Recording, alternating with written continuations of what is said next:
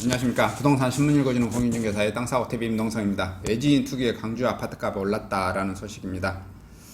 지난해 강주 지역 아파트값 상승은 외지인들의 매수량에 영향을 받은 것으로 나타났는데요. 서울 시민 등 관할 시도 거주자의 아파트 매매 거래 건수가 6천 건을 기록했고요. 22일 한국감정원에 따르면 지난해 외지인들이 강주 아파트 매매 거래량은 6,134건으로 조사됐는데 이는 전년 4,325건 대비 41% 증가한 수치고요. 외지인들이 강주 아파트 매수세는 6월부터 급등하기 시작했고요. 작년 6월이요. 6월 당시 외지인 거래 건수가 5월 270건 대비 200건을 늘어나 465건으로 집계됐고요. 이후 7월 들어서는 489건 집계됐고 8월에 298건으로 줄었다가 9월에 다시 467건으로 반등했고요. 10월 기준에 487건 집계됐고 11월에 1039건 급증, 이어 12월에도 1214건 급증한 기록을 나타내고 있습니다. 늘어난 외지인들이 거래 건수가 강주 지역 아파트 가격 상승으로 영향을 미친 것으로 나왔고요. 7월 강주 아파트 매매 가격 지수는 6월 마이너스 0.06 대비 플러스 0.06 오른 상승세를 보였고요. 이 같은 급등세는 매달 0.03 오르면서 9월에는 0.6% 집계됐고요. 11월에는 10월 대비 0.17% 급등, 한 0.22%로 집계됐습니다. 12월 1.29% 기록해서 전월 대비 1.07 폭등했습니다. 아파트 가격 상승은 외지인들이 누적 매수량이 늘어날수록 가파르게 상승했고요. 이 같은 외지인들이 투기 세력 유입은 신축 아파트 가격 상승은 물론 강주 전체에 영향을 미쳤고요.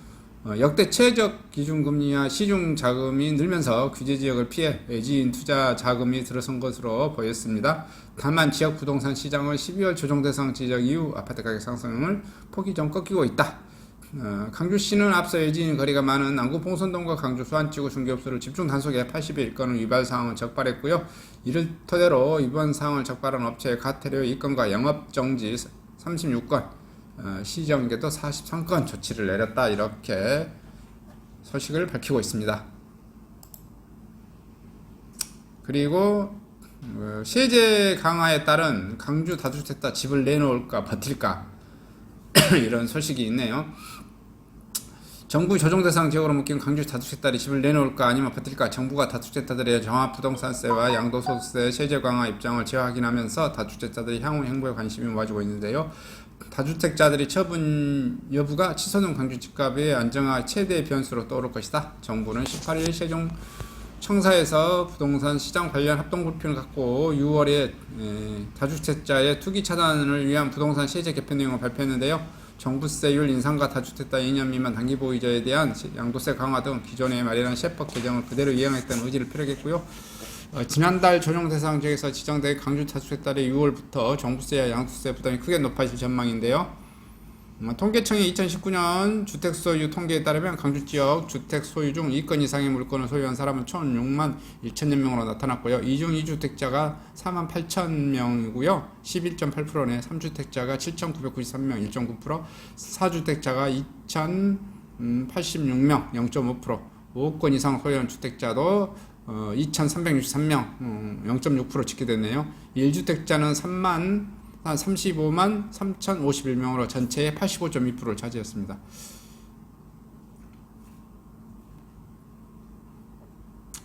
그리고 월별 아파트 증액 건수를 보시면 7월에 272건, 8월에 295건, 9월에 147건, 10월에 139건, 11월에 224건, 12월에 352건 이렇게 되어졌네요. 3주택자 이상 조정 대상 지역 2주택 종부세율은 기존 구간 0.6에서 3.2%에서 1.2에서 6.0으로 대폭 인상된 상태고요. 가세 표준이 12억에서 50억 주택은 1.8%에서 3.6%에서 6억에서 12억 주택은 1.3에서 2.2% 오릅니다. 또 3.6억 주택은 0.9에서 1.6으로 3억 원 이하 주택은 0.6에서 1.2% 인상됩니다. 다만 1주택의 세율 기준은 0.5에서 2.7, 0.6에서 3.0으로 인상폭이 상대적으로 낮습니다. 강주지방 구체청 관계자는 주택의 투치를 기준으로 시중시가를 향해 6억 원을 넘으면 종부세 대상이 됩니다. 광주는 조정 대상 지역이기 때문에 이체의 주택을 보유할 경우 기존보다 2배 가까운 종부세가 나올 것으로 보인다고 말했습니다. 특히 조정 지역 대상 다주택자의 양도세 중과세율은 기존 10%에서 20%에서 20%에서 30% 인상합니다. 2년 미만 주택이나 입주권, 분양권에 대해서는 양도세율이 60에서 70%까지 오릅니다. 이 관계자는 지난해 12월 18일 조정 지역 이후 3주택은 20% 가까이 중과세되고 오는 6월 1일부터 최대 30%까지 세율이 높아진다고 말했습니다. 예를 들어 강주 지역 3주택자가 한 채를 팔아 1억 원의 양도 차익을 남겼다고 가정할 경우 현재 4,010만 원의 양도세를 내야 하지만 6월에는 5천만 원을 내야 합니다. 일단 정부는 6월 1일부터 중과세도 다가올수록 저축재 매물이 나올 것으로 보고 있다. 정부는 이러한 기대와 달리 다주택에 따른 매물을 내놓지 않고 버티다가 증여 등을 선택할 것으로 우려가 나오고 있다. 부동산 전문가들 사이에서 정부 정책에 대해 신뢰성이 낮은 데다 아파트가 계속 오를 경우 기대 심리로 세금을 내더 팔더라도 팔지 않을 가능성이 있다는 분석이 나오고 있고요. 실제로 한국 부동산에 따르면 강주 지역 아파트 증여 건수는 지난해 7월에서 10월 감소세를 보이다가 11월에서 224건으로 늘었고요. 12월에는 350건으로 급증했습니다. 다주택 딸이 양도세를 내는 것보다 가족의 집을 물려주는 징예를 선택했고요. 조정지역과 정부의 고강도 세금 중과가 실질적으로 다주택자들의 매물로 이어지냐가 강주의 집값의 안정화의 최대 관건이라고 말했는데요. 현재 매물이 많이 나고 있는 실정은 아니다. 다주택 딸이 일부 보유주택을 정리할 생각은 갖고 있지만 상황 변화를 예의주시하는 분위기인 것 같다며 3월과 4월의 지역주택시장의 중대 분수령이 될 것 같다. 지금까지 집값이 계속 오른다면 다주택자들이 증여를 하는 게 낫겠지만 집값이 큰 변화가 없거나 조금이라도 떨어질 가능성이 있다면 오히려 증여가 불리할 수 있다. 조언을 했다. 여기 하신 분들은 제가 보기에는 좀 엉뚱한 소리 하시는 것 같고요. 분리하면은 뭐 거식하겠습니까? 증여를 하겠습니까? 증여를 하는 게 이익이니까 증여를 하겠죠, 당연히. 그리고 집값은 더 오를 거라고 증여를 하는 사람들은 집값은 더 오를 거라고 생각할 거고요. 간단합니다. 논리는 매도하는 사람은 당장에 그 부과하는 재산세와 종부세가 부담스러워서 매도를 하는 거고요. 버티는 사람은 내가 재산세와 종부세를 내더라도 더 많이 오를 것이라고 시세 차익을 이렇게 향후에도 더 많이 오를 거라고 생각을 하시는 분들은 내놓지 않을 거라고 이렇게 저는 판단합니다.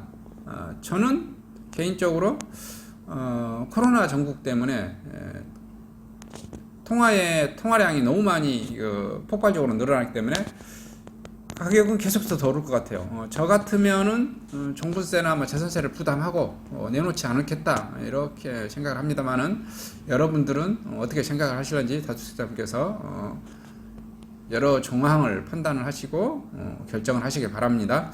이상 호남권 부동산 소식을 마치도록 하겠습니다. 감사합니다.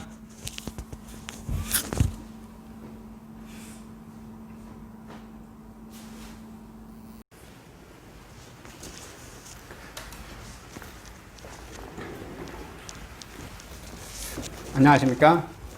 저는 네이버 카페 빛가람 혁신도시 카페를 운영하고 있는 카페직이고요.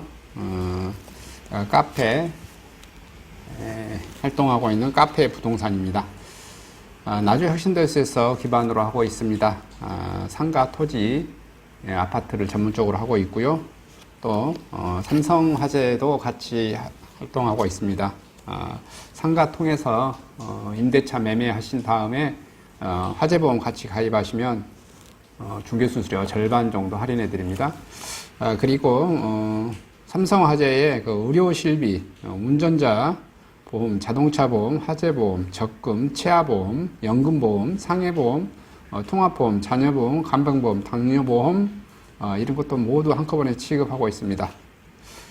보험을 또 가입하게 되시면 또 이렇게 저를 통해서 상가 이렇게 임대차 내시고 하시면 네이버 카페 빛가람 혁신도시 카페에 홍보를 해드리고요.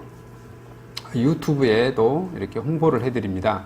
그리고 이벤트 행사를 해서 여러분의 매장에 손님들이 찾아갈 수 있도록 이렇게 해드리고 있습니다. 물론 이벤트 비용은 제가 부담해 드립니다.